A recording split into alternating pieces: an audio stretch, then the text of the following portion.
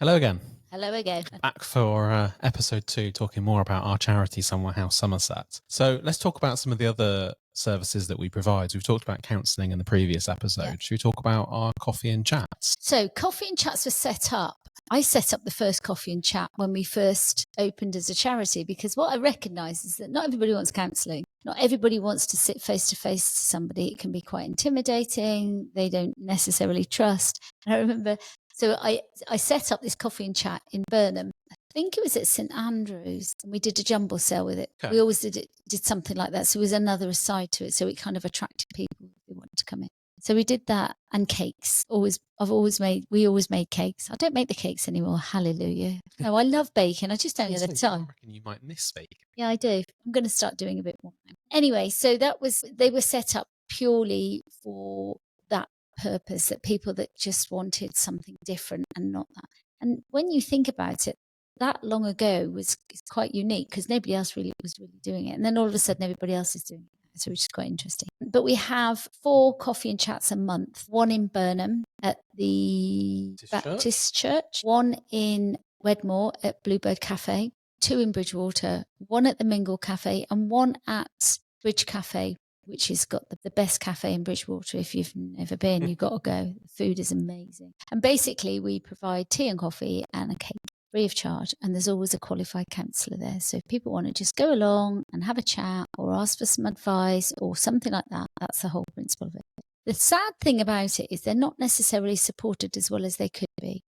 So we have sometimes, Burnham's always busy because it's been established for a very long time. The others are a little bit flaky, which is sad, because we pay for the privilege of being there. To be honest, Bluebird Cafe and all of them now will give us free. We can go there for free, but we still pay for the coffee and stuff. But it's also, we pay for the counsellor's time. So it's sad that it's not used and utilised really, which would be nice if they were. I think the details are on our website, aren't they? They are, yeah, all on the website and all on our social media as well. Yeah. So, and the whole, and people bring stuff. On the one in Burnham, they'll do a jumble sale. They'll have clothes, and very often people that are homeless will come along and get a new outfit each month. Stuff like that. And Mandy runs that. She does a brilliant job, absolutely brilliant. Liz does the one in Wedmore. Carolyn does the 2 in Bridgewater at this moment in time. We've had lots of different people do them, but they do a really good job, and I feel sorry for them if they're sat there Billy no mates. So if you're bored, go along, please. But yeah, they're a great social event. And also in Burnham we do the Christmas fair and the Easter fair, which is always very well received. And it's a great place for people to go and just meet new people, especially if they're new to the area, or if they've been well and back out the house, or if they, perhaps they run a relationship that's broken down and they're looking to meet new people. Absolutely. And the other thing is if volunteers, a bit like it gives you the opportunity to see what we do outside in the community. And if you want to volunteer, you can volunteer. We're always up for a good volunteer. We have quite a few, but we're always happy to take on others. Or indeed want to be a trustee or want to do something like that. We're always up for that.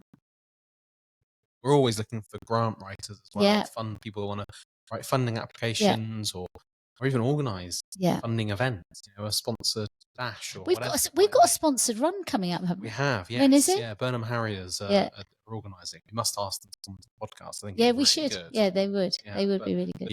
I actually reposted it this morning into some of the Burnham on Sea Facebook groups, but I believe it's next Thursday. Is it?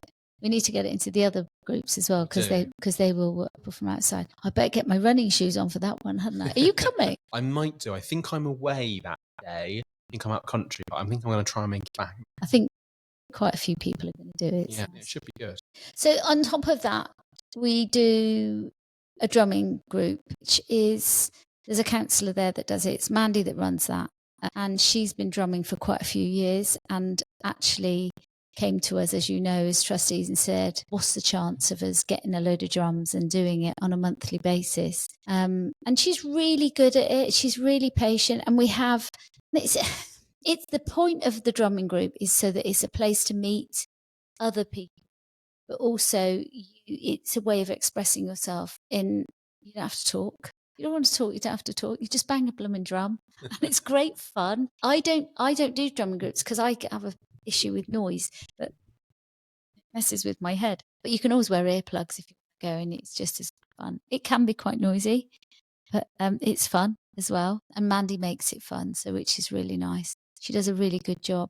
And that's held in Burnham purely because, but she does go out and do it at other organisations. Yeah, she's very generous. Places, and other organisations asked Mandy to do drumming. Yeah. She's been really good, especially for people who are a bit diverse. Yeah. Perhaps maybe they don't speak way to express themselves. Those pictures she sent the other week, they were fantastic. And you posted them. I was so proud. It was like, this is wonderful, so wonderful. And it's just about allowing the whole community to come together. It doesn't matter what your disabilities are, what your abilities are. It's just actually going in there and having a bit of fun. And I just looked at that and I thought, oh wow, that is amazing. The charities bought these drums, and now they're going out there and helping other people. And most people will make a donation towards her doing that, which I think is very kind as well.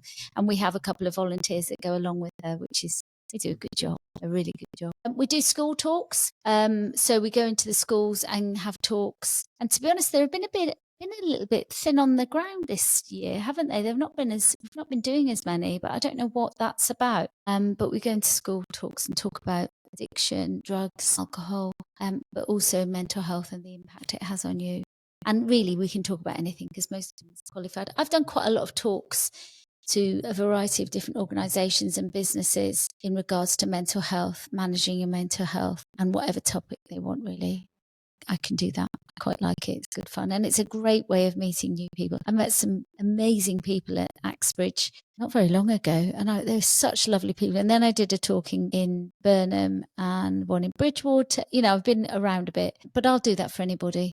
Just a little donation is absolutely happy, and I'll just chuck it in the charity. It's a good way of generating a session for a client. If somebody gives you 40 quid, that session's covered for, and I like that. Yeah, I think that's a really important point, is everything we do is on a really a donation basis. Yeah. So if you want drumming, it doesn't cost anything. We ask for a donation, but you can just come along and have a go, and multiple times. There's always availability and there's always space, and it's just a great way to try something new. And also, I think it's about recognising that everybody is different. Yeah. And don't judge it until you've tried it. Try it first. If you think, I'm stuck at home, I'm miserable, nobody talks to me, go along to a coffee and chat. Believe me, somebody will talk to you. Yeah. They will, even if it's just hello. I mean, I have a really bad habit. My kids all think I'm nutters. But I walk down the street, wherever I am, in whatever country, whatever, even my local place, whatever, and I say hello to everybody that I pass. And I think I could be the only person that they speak to that day. And when I was a young girl, that's what you did. In the village that I lived in, you said hello to everybody. And I think we've lost that slightly. And the coffee and chats and the drumming group allow us to do that, which is quite good fun. And also, when the last talk I did, there was a lady that asked me if we could get some help for her son. He'd been referred to the charity before. I think he'd referred himself. And now he's engaging in, and it's lovely. He needed help then. And we sorted it, and it's been done and instigated. And I just think, and there was another couple that asked, how can I get a referral in? And I just think, great, that helps. Then that's going to help their family, and it goes on. And yeah. So that's nice. It really does. And I think that's something that's also a point to make, is that, those locations we do coffee and chat are not fixed. So, if there's a group of people that want us to come and do a coffee and chat in a different area, get in touch, because, we'd love to. The more people we can help, the better. Yeah, absolutely. What else did we do, Mike? Remind me. So we used to do football. Yeah, we did footy. We haven't done for a little while, but it's something we're probably looking at again if you're interested. Yeah. The reason we stopped was the football manager just found that it was becoming a little bit aggressive, and he felt uncomfortable, so it was time to move on. We never replaced him. It's difficult to get them to do that. But yeah, the football team was good fun, actually. We were on the telly with that one. Telly quite a bit, but we were on the telly about that one. That was quite fun. Do you remember watching the news? There's Angie. Me again. Somebody said to me the other day, I heard you on the radio. I said, did you? Which one? It was something like that. What else do we do? We do lots. We help at places. We go along to the, like if somebody's got an event, thanks, I couldn't get the words out. If they've got an event and they want us to go, we tend to go. I think I've just refused to go to one event. It's the first time we've ever refused to go to an event. And it's just, we just can't do it. We logistically cannot get there. There isn't enough of us to go, yeah, we'll come. It's amazing because we do get asked to do things, but I know Andy does a lot of those types of things. She's goes brilliant. to events, takes volunteers to events. And quite often she says, I can't be in place in two places at once, because quite often the requests come in and it's going to be here in the morning, here in the afternoon, and here in the evening. And yeah, Mandy running around all over the place, which is fantastic. Yeah, we're always looking for more people to help. What was funny was last week when one of our Vaughan, who does some coordination as well as counselling, said, Mandy, can somebody attend this thing? And it had all been organised, but Mandy forgot. And that was when she was going off to the Rotary with you guys. And it was like, oh, right. Oh, yeah. Okay. We're already doing it. Sorry, Vaughan. It was quite funny, really. Yeah, it's really good. But also it's like the podcast. I mean, the podcast takes a lot of our time and a lot of brain space as well. It's quite, but the thing about the podcast is it's a way of meeting people that you would never ever meet anybody, and it is not just us meeting them, but also the community meeting them through the podcast. Yeah, I think that's something I like, is being able to share people's life stories, experiences, ups and downs, highs and lows, and kind of spreading them to a much wider audience that can either learn from it or get some valuable life experience from it, or whatever, really. Yeah. But also, I think some of the people that come on the podcast, they're quite shy, introverted people. And they come on, and when they finish, they go, wow, was I talking for an hour? Wow, that was easy. Wow, I really enjoyed that. Can I come back? Yeah. And I think that's amazing, because it means they're getting something out of it as well. Yeah. And I love it. I really enjoy doing it, and I know you do. But I do. I don't know why we enjoy it so much. It is just fun. And it is nice to be with other people that you don't see like this. You know, we record in advance because we have to, otherwise we couldn't give the time. And the people that we've done, and you sit there and you think, wow, I didn't know that about you. And I've known you for 40 years. You know, it's quite incredible, really. It is. That's it. And I think we're going to have a bit of a summer break on releasing the podcast. Well, we're debating that.